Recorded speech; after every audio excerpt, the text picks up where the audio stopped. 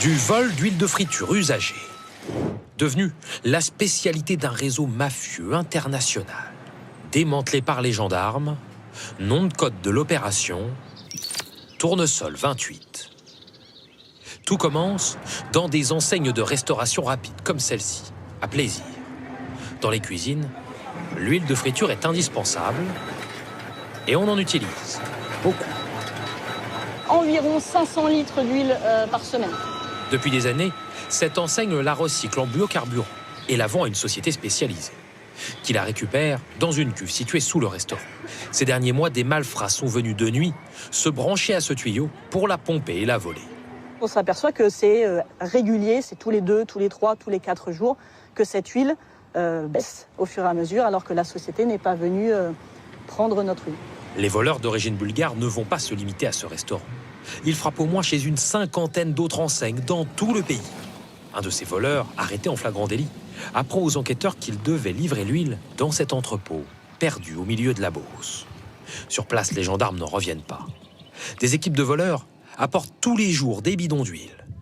Ils mettent en place une vidéosurveillance et capturent ces images, où on voit 2 des membres du réseau charger des dizaines de bidons dans un camion semi-remorque. Il en vient 1-2 fois par semaine. Ce sont en fait des centaines de tonnes d'huile volée qui transitent par cet entrepôt. Dans l'une des entreprises qui était chargée légalement de récupérer l'huile, en perte et en déplacement inutile, on estime le manque à gagner à plusieurs centaines de milliers d'euros, au moins. Ce qui m'inquiète, c'est tous les vols par siphonnage qu'on n'a pas connus, dont on n'a pas trace. Un produit peu surveillé, mais dont la valeur a été multipliée par 5 ces dernières années. Environ 1200 € la tonne aujourd'hui. Le réseau de trafiquants en a détourné presque 600. Un entrepôt ne suffisait pas. Les enquêteurs en trouvent 2 de plus en France et 2 autres en Allemagne.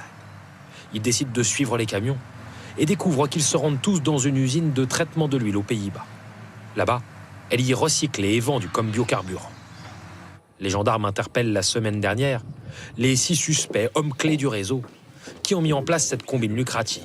Plus de 462 000 € de gains en seulement 2 mois d'activité, qui auraient presque pu passer inaperçus sans le flair des enquêteurs.